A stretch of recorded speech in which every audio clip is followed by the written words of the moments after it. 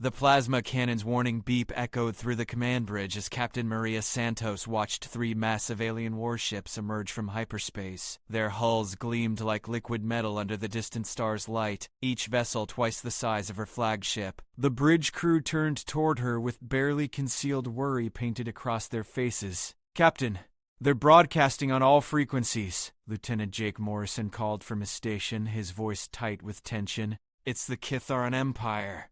They're demanding immediate surrender." Maria's fingers drummed against her command chair's armrest as she studied the tactical display.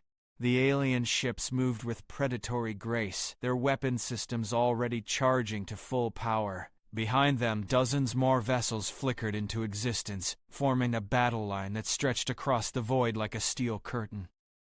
"How many refugees are still aboard the transport ships?" she asked without taking her eyes from the screen. 12,000 souls, Captain," replied Commander Lisa Harper from the navigation console, "including 300 children from the colony worlds."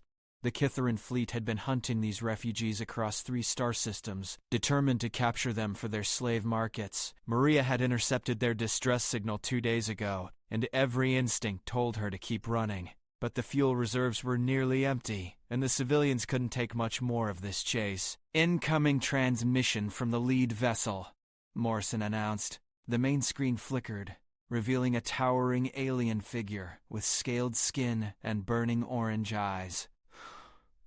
The Kytharan commander's voice rumbled through the speakers like grinding stone. "Human vessel, you carry property of the Kytharan Empire. Surrender the refugees immediately, and we may allow your crew to serve as laborers instead of being executed." Maria stood slowly, her hand resting on the sidearm at her hip. The entire bridge fell silent, except for the gentle hum of life support systems. She could feel the weight of every decision pressing down on her shoulders like gravity from a massive planet. "This is Captain Maria Santos of the Independent Terran Fleet," she replied, her voice carrying across the communication channel with unwavering authority. "These people are under my protection. If you want them, you'll have to go through me first." The Kytharan's laugh was like breaking glass. "One human ship against our entire battle group? Your species truly lacks wisdom." Maria smiled grimly. "Maybe, but we make up for it with determination." She cut the transmission and turned to her crew. Every face looked back at her with a mixture of fear and fierce loyalty that made her chest swell with pride. These men and women had followed her through impossible odds before, but this situation pushed beyond the boundaries of survival into something else entirely. "Lieutenant Morrison, signal the transport ships to begin emergency evacuation procedures," she ordered. "Get those civilians into the escape pods and launch them toward the asteroid field. The Kytharans won't waste time chasing scattered pods when they have bigger targets to worry about."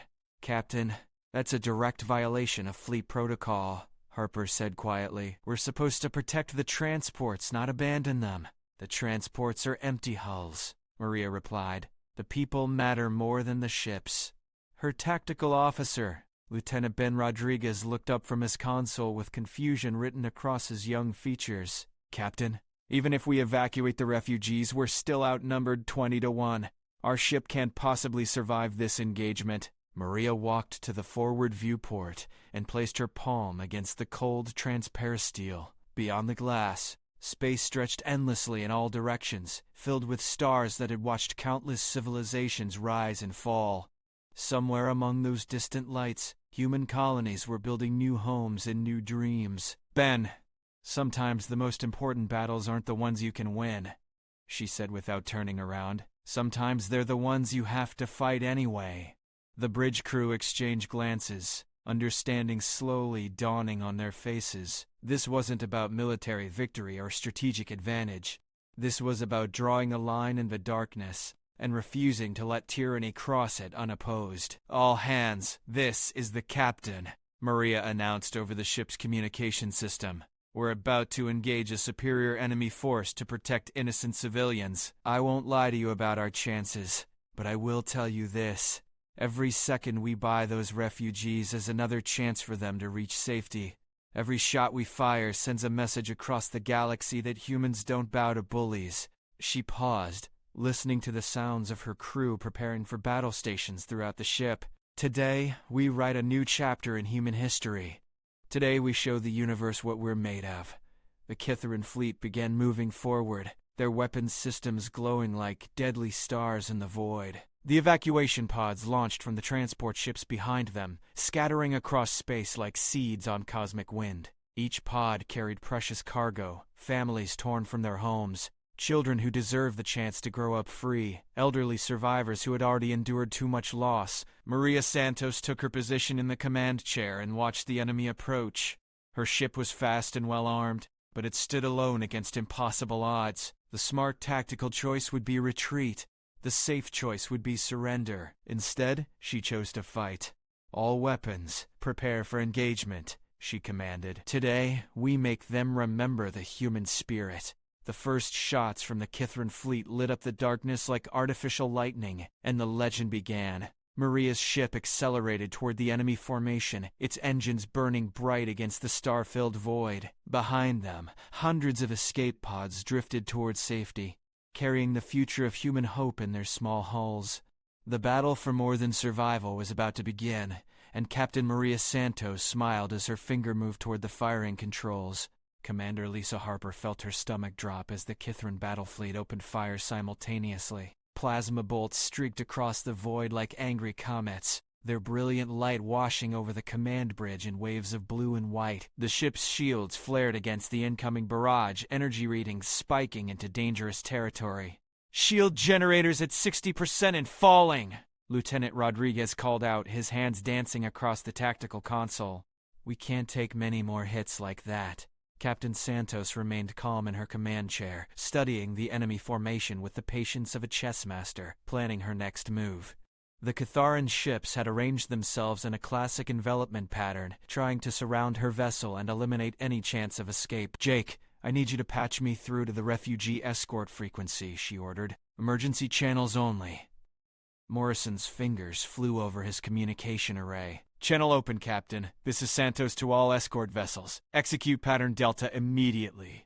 Scatter formation and prepare for independent operations." Harper frowned as she monitored the tactical display. Pattern Delta was a desperate maneuver designed for situations where victory was impossible, but time was essential. The remaining escort ships would split apart and engage different sections of the enemy fleet, dividing their attention and firepower. "Captain, Pattern Delta is a suicide mission," she said quietly. "Those ships won't survive 10 minutes against Kytharan destroyers." Maria's expression remained steady as another volley of plasma fire rocked their vessel. 10 minutes is enough time for the evacuation pods to reach the asteroid belt. Sometimes 10 minutes can save thousands of lives. The escort ships immediately began spreading out across the battlefield, their engines burning at maximum thrust as they raced toward different sections of the Kytharan formation. Harper watched in admiration as these smaller vessels charged directly into the teeth of superior firepower without hesitation. "Incoming transmission from escort vessel Phoenix," Morrison announced. "Put it through," Maria replied. Captain Danny Walsh's voice crackled over the speakers, static distorting his words as his ship took heavy fire. "It's been an honor serving with you, Maria. Give them hell for all of us." The Phoenix exploded in a brilliant fireball seconds later, taking a Kytharan cruiser's forward weapons array with it. Harper felt tears sting her eyes as she watched the smaller ship's sacrifice create a gap in the enemy's defensive line. "All remaining escorts are engaging," Rodriguez reported. "They're drawing significant fire away from our position." Maria stood and moved to the tactical station, her trained eye rapidly processing the battle information streaming across the screens. The Kytharan fleet was adapting to the human tactics, but their attention was divided among multiple targets now. "Ben, do you see that gap between their second and third battle groups?" she asked, pointing to a section of space where the enemy formation showed weakness. "Yes, Captain. It's approximately 2,000 kilometers wide, but it's heavily defended." "Not anymore," Maria smiled grimly. "Jake, signal engineering. Tell Chief Murphy I need everything he can give me. Full power to engines and forward weapons." The young communications officer's face went pale. "Captain, Chief Murphy reports that kind of power draw will overload our fusion reactors within 15 minutes. Then we'd better make those 15 minutes count." Harper realized what her captain planned to do and felt her heart race. Maria, you're talking about a direct assault on their command ship. That's the most heavily defended vessel in their entire fleet. Exactly, Maria replied, returning to her command chair. While they're busy chasing our escorts, we're going to punch through their center line and take out their flagship. Without central command, their coordination will break down. The ship lurched forward as the engines reached maximum output, accelerating toward the gap in the Kytharan formation. Enemy fire converged on their position, but the shields held against the initial barrage. Harper watched the distance closing rapidly on her navigation display. 4 minutes to weapons range, she called out. Throughout the ship, alarms wailed as systems pushed beyond their designed limits. The fusion reactors hummed with dangerous energy, their safety protocols screaming warnings that no one could afford to heed. In engineering, Chief Murphy and his team worked frantically to keep everything running despite the impossible demands. Escort vessel Aurora is down, Rodriguez reported grimly. But she took 2 Kytharan frigates with her. Maria nodded, her respect for the courage of her fellow captains growing with each sacrifice. These men and women were buying time with their lives, creating opportunities that couldn't be wasted on hesitation or doubt. 3 minutes to weapons range, Harper announced. The Kytharan flagship loomed ahead of them like a moving mountain, its hull bristling with weapon systems that could vaporize their ship with a single coordinated salvo. But the enemy commander had made a critical mistake by spreading his defensive screen too thin while pursuing the scattered escorts. Jake, open a channel to all human vessels still in the fight, Maria ordered. Channel open, Captain. This is Santos to all remaining ships. In 2 minutes, we're going to show these raiders what happens when they threaten human civilians. Follow our lead and make every shot count. The few surviving escort vessels immediately changed course, converging on the flagship from multiple angles. Their small size and superior speed allowed them to dart between the larger Kytharan ships, avoiding the worst of the defensive fire. 1 minute to optimal firing position, Harper called out. Maria stood again, her hand resting on the firing control that would unleash their main weapons array. Around her, the bridge crew prepared for the most important moment of their lives. Everything depended on the next 60 seconds. The Kytharan flagship's weapon systems swiveled toward them, massive plasma cannons charging for a devastating response. But Maria had timed their approach perfectly, striking during the brief window when the enemy's attention was divided. "Firing now," she announced. Their weapons discharged in a brilliant cascade of energy that lit up the darkness like a miniature star being born. The shots struck the Kytharan flagship's shield generators dead center, overloading them in spectacular fashion and leaving the massive vessel temporarily vulnerable. The remaining escort ships added their firepower to the assault, concentrating on the flagship's command section. For a brief, shining moment, human determination and tactical brilliance overcame superior numbers and firepower. The legend of the Human Queen had truly begun, written in the fire and fury of impossible odds and unbreakable spirit. The Kytharan flagship's shield collapse sent ripples of electromagnetic energy across the battlefield, temporarily blinding sensors on both sides. Captain Santos seized this precious moment of confusion, her years of combat experience guiding every decision as she watched the massive enemy vessel struggle to restore defensive systems. "Direct hit on their primary command deck," Rodriguez shouted, over the noise of alarms and weapons fire. "Their coordination network is down." The remaining Kytharan ships immediately began showing signs of tactical confusion, their precise formation breaking apart as individual captains struggled to maintain communication with their damaged flagship. Several vessels collided while attempting evasive maneuvers without central guidance. "Jake, are you receiving any distress signals from the evacuation pods?" Maria asked, her eyes never leaving the tactical display. Morrison's fingers moved rapidly across his console, filtering through dozens of communication frequencies. "Most pods have reached the asteroid field successfully, Captain. I'm detecting at least 200 successful entries into the belt's outer edge." A wave of relief washed over Harper as she realized their desperate gamble was actually working. The civilian evacuation was succeeding, but the cost in human ships continued mounting with each passing minute. Only 3 escort vessels remained operational, and their own ship showed critical damage warnings across multiple systems. "Chief Murphy to bridge," came a voice over the internal communications. "Captain, we've got reactor containment issues. The power surge from our attack run has destabilized the fusion chamber. I can give you maybe 5 more minutes before we risk a complete meltdown." Maria absorbed this information without changing expression, but Harper could see the weight of command pressing heavily on her shoulders. Every choice carried life-or-death consequences for hundreds of people, and time was running out faster than their options. "Understood, Chief. Keep those reactors stable as long as possible," Maria replied. The Kytharan fleet was beginning to reorganize despite the damage to their flagship. New command signals were establishing communication links between vessels, and their superior numbers would soon overwhelm the remaining human forces through sheer firepower advantage. "Captain, we should consider withdrawal," Harper suggested quietly. "The evacuation pods are safe, and we've accomplished our primary mission." Maria shook her head firmly. "Not yet, Lisa. Look at their formation pattern." Harper studied the display and slowly understood what her captain was seeing.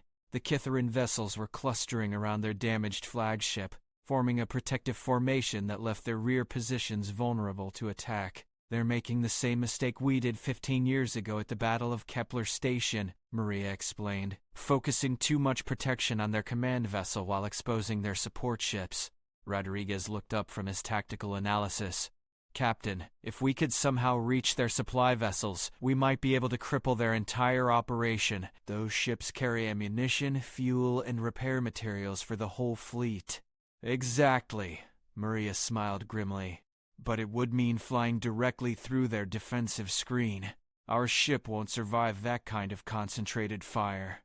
The bridge fell silent, except for the constant background noise of damage control teams working throughout the vessel. Every crew member understood the implications of what their captain was considering, and every face showed the same mixture of fear and determination. "Ma'am," Lieutenant Morrison spoke up hesitantly, "what if we didn't try to fly through their defenses? What if we went around them instead?" Maria raised an eyebrow. "Explain your thinking, Jake." The young officer pointed to a section of the tactical display showing the asteroid field where the evacuation pods had taken refuge. "The Kytharans are avoiding that area because their sensors can't penetrate the mineral interference, but our ships have better short-range detection systems." Harper immediately grasped the possibility. "We could use the asteroid field as cover, circle around behind their fleet, and emerge near their supply convoy." "It's brilliant," Rodriguez added excitedly. "They'd never expect an attack from that direction because they think it's impossible to navigate through the field safely." Maria considered the proposal carefully, weighing risks against potential benefits. The asteroid field was dangerous even for human ships, but it offered the only conceivable path to striking a decisive blow against the Kytharan force. "Chief Murphy, this is the captain. I need to know if our navigation systems can handle close proximity asteroid navigation."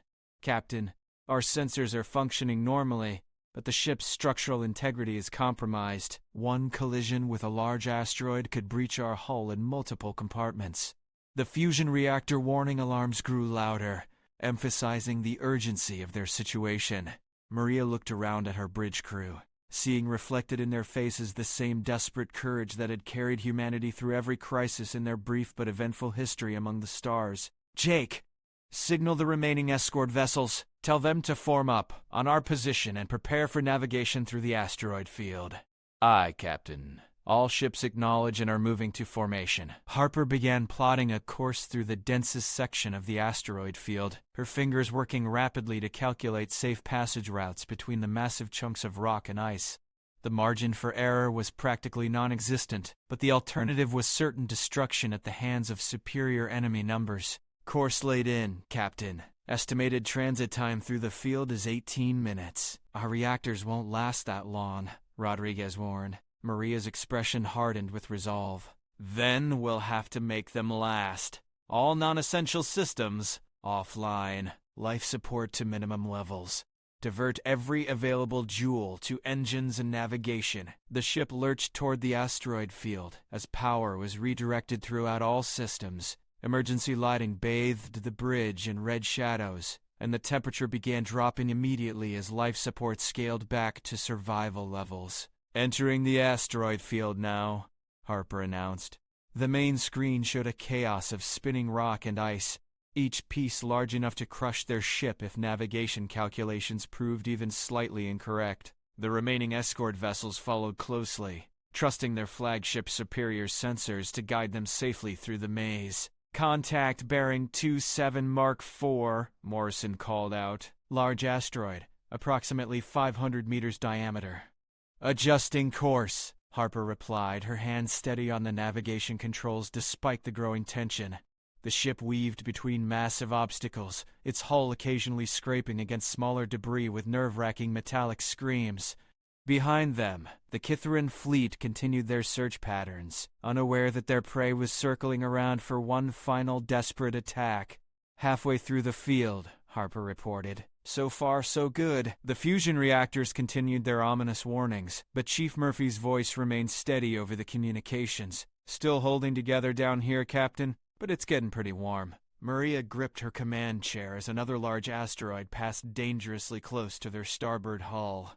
Everything depended on the next few minutes, and she could feel the weight of history pressing down on all of them. In the asteroid field's treacherous embrace, the human ships pressed onward toward their date with destiny, carrying the hopes of thousands of refugees and the pride of their entire species. The asteroid field's grip seemed to tighten around the small human fleet as they navigated deeper into the maze of spinning rock and debris. Captain Santos watched the proximity alarms flash constantly, each warning representing another near miss with destruction.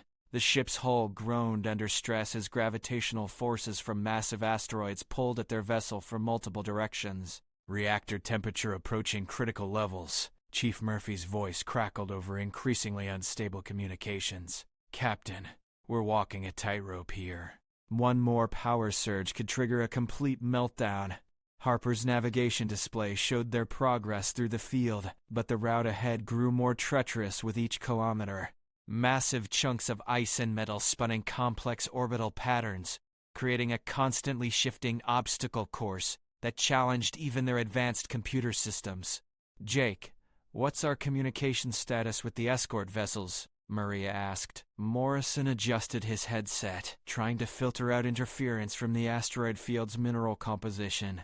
"Patchy at best, Captain. The magnetic fields are playing havoc with our signals, but all three ships are still maintaining formation." A proximity alarm screamed as an asteroid the size of a city block tumbled past their starboard side, missing them by less than 50 meters. The gravitational wake from the massive object pulled at their ship, forcing Harper to make rapid course corrections to avoid being drawn into a collision trajectory. "That was too close," Rodriguez muttered, wiping sweat from his forehead despite the bridge's dropping temperature.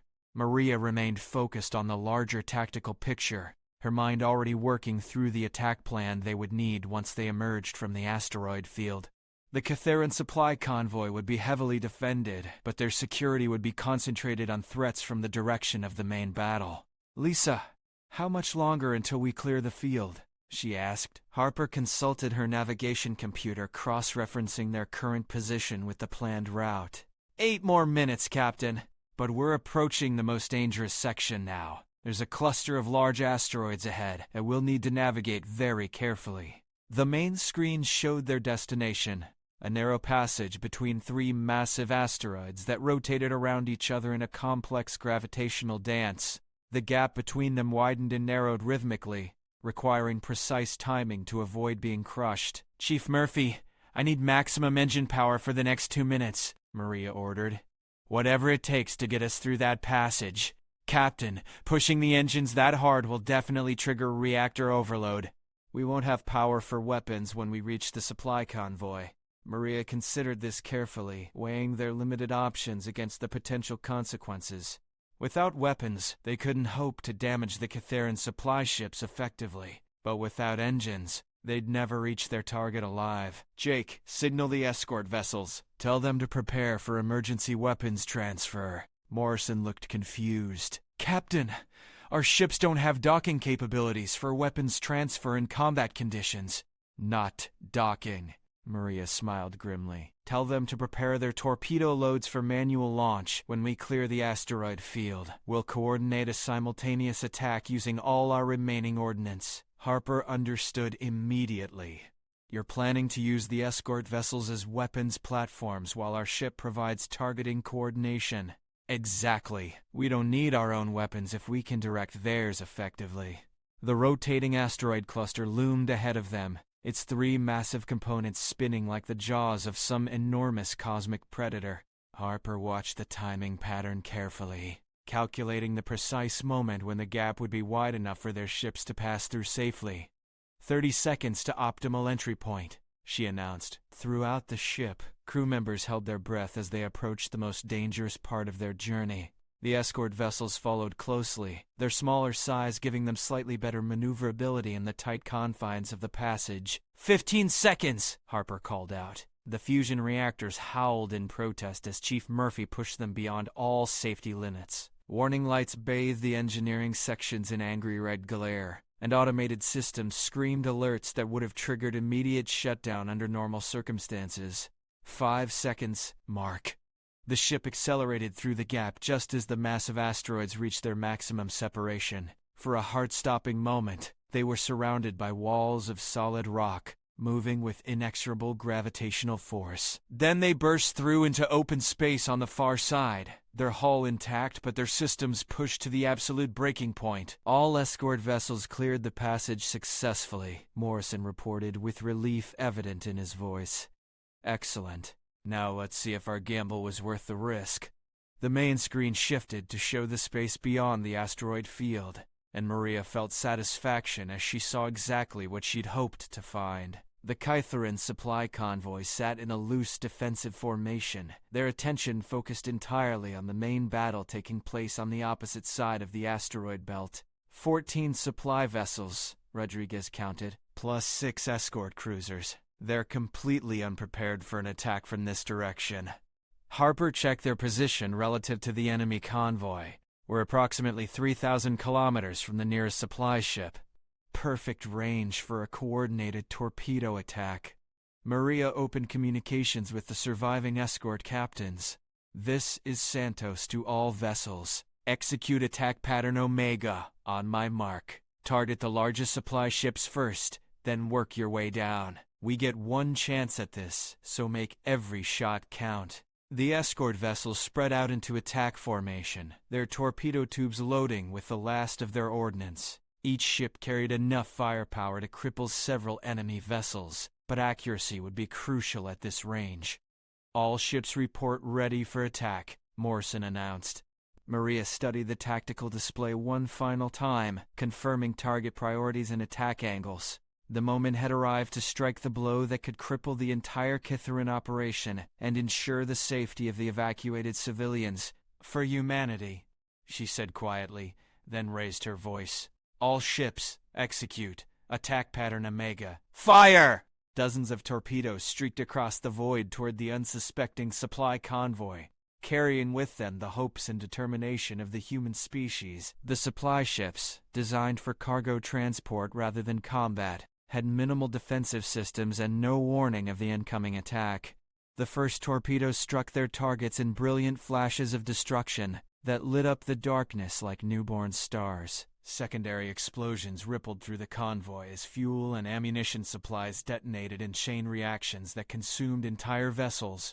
Direct hits on 8 supply ships, Rodriguez reported excitedly. Their convoy is in complete chaos. But the Kytharan escort cruisers were already responding to the surprise attack, their weapons systems swiveling toward the human ships with deadly intent. The brief window of tactical advantage was closing rapidly as the enemy recovered from their initial shock. Maria gripped her command chair as return fire began streaking toward their position. The real battle was just beginning, and everything would depend on the courage and skill of her crew in the crucial minutes ahead. The destruction of the Kytharan supply convoy sent shockwaves through their entire fleet structure. Captain Santos watched with grim satisfaction as secondary explosions continued to ripple through the enemy formation, each blast representing critical resources that could no longer support their military operations. Captain, we're receiving multiple distress signals from the convoy area, Morrison reported, his voice tight with concentration as he monitored communication frequencies. The escort cruisers are calling for immediate reinforcements from the main fleet. Ma'am, the supply ship destructions have created a massive debris field. The Kytharan cruisers are having trouble maneuvering through all the wreckage. Maria saw the opportunity immediately. The debris from destroyed supply vessels was spreading across several thousand cubic kilometers of space, creating a maze of twisted metal and floating cargo containers that would interfere with enemy sensors and weapons targeting. We're going to use their own destroyed ships as cover for our next attack. Harper's fingers flew across her navigation console, calculating safe passage routes between the larger pieces of wreckage. Course plotted, Captain, but we'll need to move fast before they adapt to our tactics. The fusion reactors continued their ominous warnings, but Chief Murphy's voice remained steady over the communications. Engineering here, Captain. We've got maybe 3 more minutes before complete system failure. After that, we'll be running on emergency power only. Maria absorbed this information while watching the Kytharan escort cruisers struggle to organize an effective response to their surprise attack. The enemy ships were powerful and well-armed, but they'd been caught completely off guard by an attack from an impossible direction. Jake, signal our escort vessels. Tell them to form up in diamond formation and prepare for close quarters engagement. Aye, Captain. All ships acknowledge and are moving to formation. The small human fleet accelerated into the debris field, weaving between chunks of destroyed Kytharan vessels while the enemy cruisers tried to get clear shots through the floating obstacles. Laser fire streaked past their ships, but the accuracy was poor due to sensor interference from the metallic debris. 2 minutes to weapons range, Harper announced. Maria stood and moved to the tactical station, studying the enemy formation with the practiced eye of a veteran commander. The Kytharan cruisers were trying to break free from the debris field to engage in open space, where their superior firepower would provide maximum advantage. Ben, I need targeting solutions on those cruisers. Priority to their weapons systems and engines. Rodriguez worked rapidly to lock onto the enemy vessels despite the sensor interference. Targeting computers are having trouble maintaining locks, Captain. The debris is creating too much electromagnetic noise. Then we'll have to do this the old-fashioned way, Maria replied. Manual targeting and visual confirmation, just like our ancestors did in the early space wars. The bridge crew exchanged glances of determination mixed with apprehension. Manual targeting required incredible skill and timing, but it was the only option remaining as their automated systems struggled with the chaotic sensor environment. 1 minute to optimal firing position, Harper called out. Throughout the ship, damage control teams worked frantically to keep critical systems operational despite the mounting strain on their power grid. Emergency lighting cast eerie shadows in the corridors, and the temperature continued dropping as life support systems operated at minimum levels. Chief Murphy to bridge. Reactor containment is fluctuating dangerously. I strongly recommend we prepare for emergency shutdown. Maria's jaw tightened with resolve. Negative, Chief. Hold those reactors together for just a few more minutes. Everything depends on the next engagement. The escort vessels had spread out through the debris field, using the wreckage as cover while they maneuvered into attack positions. Their captains showed remarkable courage and skill, piloting their ships through the dangerous maze while under enemy fire. 30 seconds to weapons range, Harper announced. The Kytharan cruisers were beginning to break free from the debris field, their powerful engines finally overcoming the gravitational interference from the floating wreckage. Once they reached open space, their superior numbers and firepower would quickly overwhelm the remaining human ships. All vessels, prepare for simultaneous attack, Maria ordered over the communications system. Target their engine sections first, then concentrate on weapon systems. We need to cripple their mobility before they can organize a coordinated response. The escort vessels acknowledged her orders, their remaining torpedo tubes loading with their last precious ordnance. Everything would depend on the accuracy and timing of this final assault, with no second chances available if they missed their targets. 10 seconds to optimal firing position, Harper called out. Maria raised her hand, watching the tactical display as the enemy cruisers moved into perfect position for their attack. The moment had arrived to strike the decisive blow that would determine the fate of both fleets. All ships, fire at will. The human vessels unleashed everything they had in a coordinated barrage that lit up the debris field like a miniature solar flare. Torpedoes and laser fire streaked toward the Kytharan cruisers from multiple angles, Direct hits erupted across several enemy vessels, crippling their engines and leaving them adrift among the wreckage of their own supply convoy. Secondary explosions rippled through their hulls as internal systems overloaded from the devastating attack. 4 cruisers disabled, Rodriguez reported with satisfaction. The remaining 2 are trying to withdraw toward the main fleet. But Maria wasn't finished yet. The tactical situation had shifted dramatically, and she could see one final opportunity to complete their mission objectives before their own systems failed completely. Lisa, pursuit course for the retreating cruisers. We're gonna finish what we started. Harper looked concerned. Captain, our reactors are on the verge of complete failure. If we push them any harder, we risk losing life support entirely. Maria's expression showed the weight of command as she balanced the lives of her crew against the potential to save thousands of refugee civilians. Every choice carried enormous consequences, and time was running out faster than their remaining options. Chief Murphy, give me everything you've got left, she ordered. One final push, then we'll shut down for emergency repairs. The ship surged forward through the debris field, chasing after the retreating Kytharan cruisers with the last reserves of their failing power systems. Behind them, the escort vessels followed closely, their crews pushing damaged ships beyond all reasonable limits in pursuit of complete victory. The legend of the Human Queen was reaching its climax among the burning wreckage of enemy vessels, where courage and determination had triumphed over impossible odds. Through sheer force of will and tactical brilliance that would be remembered across the galaxy for generations to come. The pursuing Kytharan cruisers had almost reached the edge of the debris field when Captain Santos made her final decision. The fusion reactors were screaming warnings that could no longer be ignored, and the ship's structural integrity was compromised in 17 different sections according to damage control reports. Chief Murphy, this is the captain. Prepare for emergency reactor shutdown in 60 seconds. She announced over the internal communications system. Harper looked up from her navigation console with alarm. Captain, if we shut down the reactors now, we'll be dead in space. Those cruisers will turn around and finish us off. Maria's expression remained calm despite the desperate circumstances surrounding them. Not if we time this correctly, Lisa.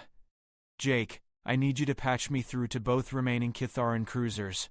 Morrison worked rapidly to establish communication links despite the interference from the debris field.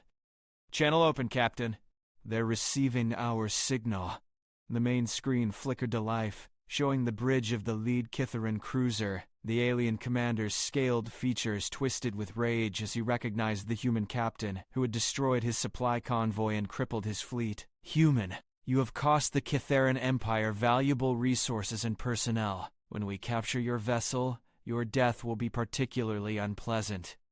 Maria smiled grimly at the alien's threats. Commander, I have a proposition for you. A final duel between our ships to determine the outcome of this entire engagement. The Kytharan's orange eyes glowed with interest despite his anger. Explain your terms, human. Single combat. Your cruiser against my ship, winner takes all. If you destroy us, the remaining escort vessels will surrender and you can continue hunting the refugee pods in the asteroid field.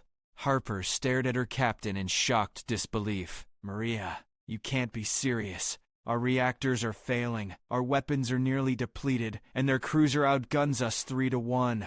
But Maria continued speaking to the enemy commander. However, if I win, your entire fleet withdraws from the system immediately and agrees to leave the refugee convoys alone.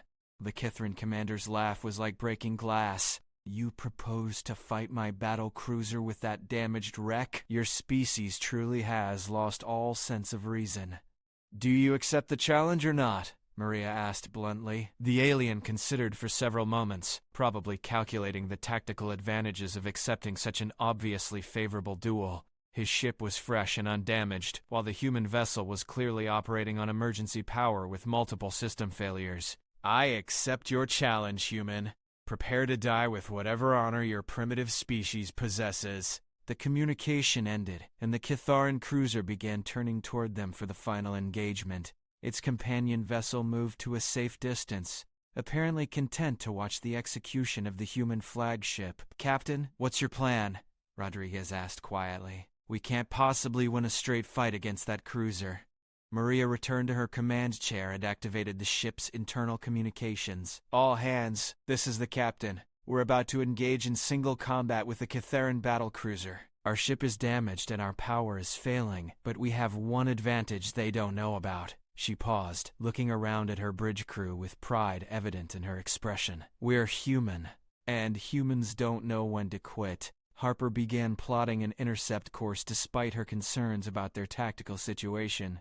Course laid in, Captain. 2 minutes to weapons range. Chief Murphy, I need you to do something that's going to sound completely insane, Maria said over the communications. When I give the word, I want you to trigger a controlled fusion reactor breach. The engineering chief's voice crackled back with barely controlled panic. Captain, that would destroy our ship and everything within a 5-kilometer radius.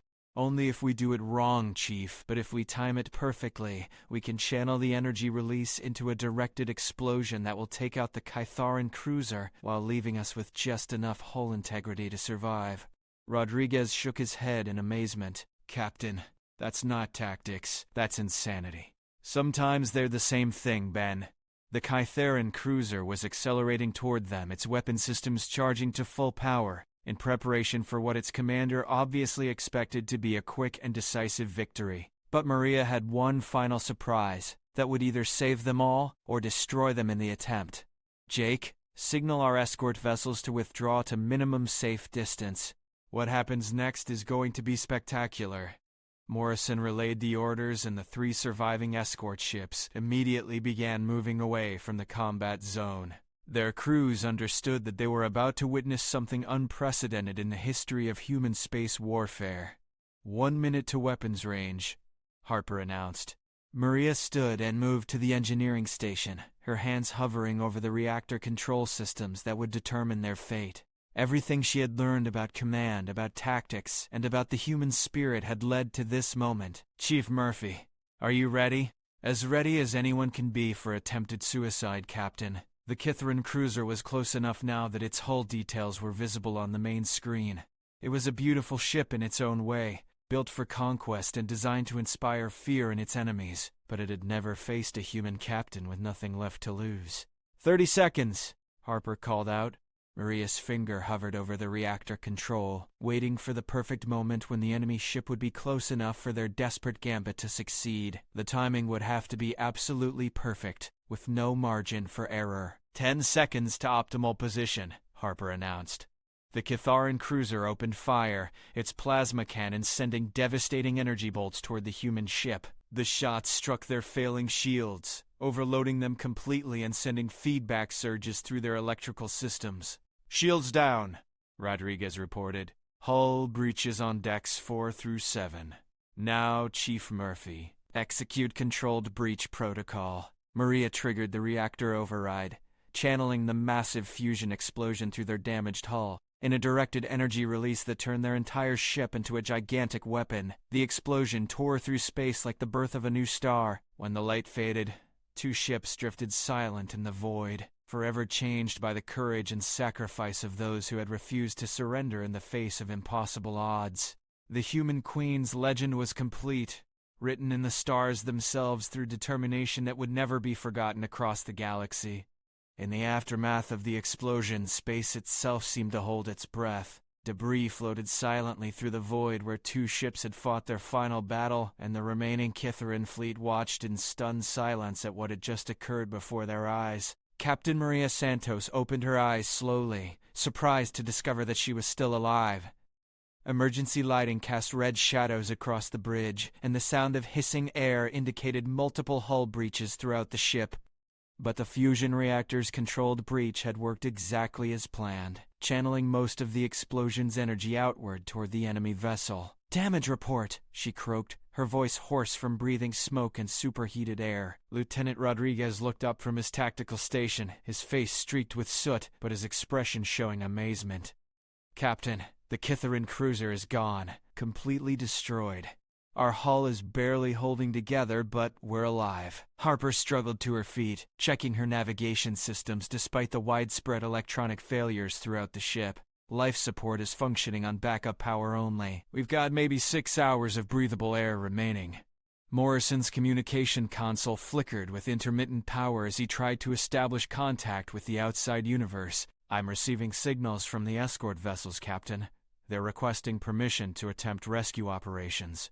Maria smiled through the pain of multiple injuries, feeling a surge of pride for her crew's incredible performance under impossible circumstances. They had achieved something that military historians would study for centuries: a complete tactical victory against numerically superior forces through courage and innovative thinking.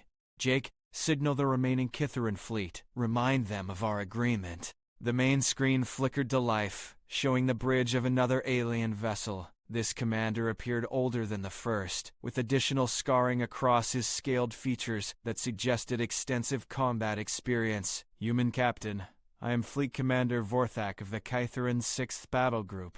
You have destroyed our supply convoy and eliminated our best cruiser, Captain. By what right do you claim victory in this engagement?" Maria struggled to stand, using her command chair for support as she faced the enemy commander. "By right of single combat as agreed. Your champion is dead, and your fleet is crippled. According to the terms of our duel, you will withdraw from this system immediately." Vorthak's orange eyes studied her with something approaching respect. "You are either the bravest human I have encountered, or the most insane. Possibly both." "Does it matter?" Maria asked. "The result is the same. Your invasion has failed." The alien commander paused for several long moments, apparently weighing his remaining options against the political and military implications of continuing the engagement. His fleet still outnumbered the surviving human ships 20-1, but the cost of victory would be enormous. "Very well, human. We will honor the terms of single combat, but know this: the Kytharan Empire has a long memory. We will not forget what occurred here today." "Neither will humanity," Maria replied firmly. The communication ended, and the massive alien fleet began the slow process of withdrawal from the system. One by one, the Kytharan vessels activated their hyperdrive systems and disappeared into the void, leaving behind only floating debris and the legend of an impossible victory. "Captain, we're receiving multiple signals from the asteroid field," Morrison announced with excitement evident in his voice. "The evacuation pods are reporting successful refugee recovery operations. Over 11,000 civilians are confirmed safe." Harper looked up from her damage assessment with tears streaming down her face. "Maria, we did it. We actually did it." Rodriguez shook his head in amazement as he compiled the battle statistics. Final count: 14 enemy supply ships destroyed, 5 escort cruisers eliminated, and 1 battle cruiser utterly annihilated. Total human losses: 4 escort vessels and 1 heavily damaged flagship. Chief Murphy's voice crackled over the damaged communication system. "Captain, I've got damage control teams working throughout the ship. We'll need major repairs before this bucket will fly again, but she'll hold together long enough for rescue operations." Maria sank back into her command chair, finally allowing exhaustion to wash over her as the adrenaline of combat faded. Around her, the bridge crew worked to restore essential systems while maintaining their vigilant watch for any sign of returning enemy forces. "Jake, transmit our after-action report to Fleet Command. Include full tactical analysis and recommendations for future engagements with Kytharian forces." "Aye, Captain. Message transmitted and acknowledged." Harper checked her chronometer and realized that less than 2 hours had passed since the first enemy ships had appeared in the system. In that brief span of time, they had evacuated over 11,000 civilians, destroyed a significant portion of an enemy battle fleet, and established humanity's reputation as a species that would never surrender in the face of tyranny. "Captain, we're receiving a priority transmission from Admiral Roberts at Fleet Command," Morrison announced. The main screen flickered, showing the familiar face of Admiral Patricia Roberts, commander of the independent Terran fleet. Her expression showed a mixture of pride and concern as she studied the damage visible on their bridge. "Captain Santos, I've reviewed your preliminary battle report. What you and your crew accomplished today goes far beyond the call of duty.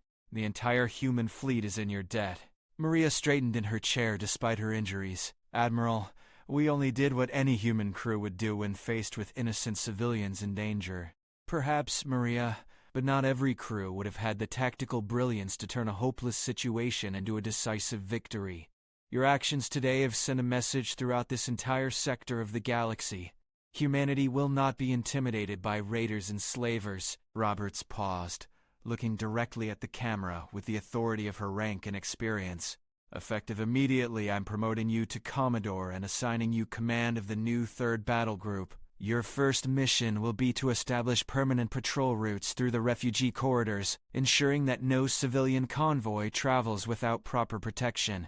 Harper smiled broadly at this announcement, joining the spontaneous applause that broke out across the damaged bridge. Their captain had earned recognition that would allow her to protect even more innocent lives in the battles ahead. "Thank you, Admiral. We won't let you down." "I know you won't, Commodore Santos. Fleet Command is dispatching repair vessels to your location immediately. Get that ship fixed and get back to work. The galaxy needs more legends like the one you wrote today." The communication ended, leaving the bridge crew to absorb the magnitude of what they had accomplished. In fighting to save 11,000 refugee civilians, they had sparked something much larger. A legend that would inspire human military forces throughout known space. Rodriguez looked up from his tactical station with a grin spreading across his soot-stained face. "Commodore, there's something else you should know. The refugee leaders have been discussing what to call this battle for their historical records." "Oh, really? And what did they decide?" "They're calling it the Legend of the Human Queen and her tiger cubs, ma'am. Apparently, the way our escort vessels followed your lead reminded them of tiger cubs following their mother into battle." Maria laughed despite her injuries, feeling warmth spread through her chest at the thought that their courage would be remembered by the people they had saved. It was exactly the kind of story that would give hope to other refugees facing similar dangers. As rescue vessels approached through the debris field and repair crews prepared to restore their battered ship, Commodore Maria Santos looked out at the stars and knew that this was only the beginning. The legend had been born in fire and sacrifice, but it would grow in the battles ahead as humanity carved out its place among the civilizations of the galaxy. The Human Queen had proven that determination and tactical brilliance could overcome any odds, and her tiger cubs would carry that lesson with them to every engagement in the wars to come. In the cold void of space, surrounded by the wreckage of enemy ships and the grateful signals from thousands of rescued civilians, the legend became eternal, written in the language that the universe understood best: courage in the face of impossible odds and the refusal to surrender when innocent lives,